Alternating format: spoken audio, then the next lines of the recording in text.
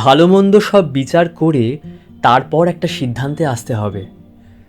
এখানে আমাদের দুটো জিনিস মনে রাখতে হবে। প্রথমটা হলো এই ফ্রেজটা, the pros and cons. Pros মানে অ্যাডভান্টেজেস আর কনস মানে ডিসঅ্যাডভান্টেজেস।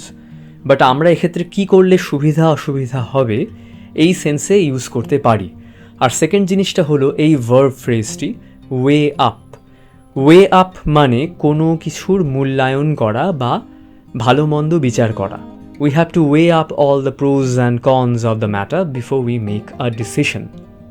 বা ধরো এরকম বললে, I am just weighing up the pros and cons of quitting my present job.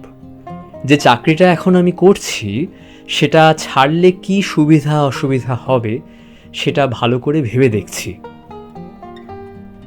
আজ এখানেই শেষ করি। যদি নতুন কিছু শিখে থাকো ভিডিওটা লাইক করো। লাইক দিলে আমার অনেক হেল্প হবে চ্যানেলটা গ্রো করার জন্য।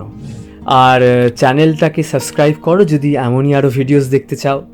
ঠিক আছে, until next time, this is আরবি সাইনিং অফ।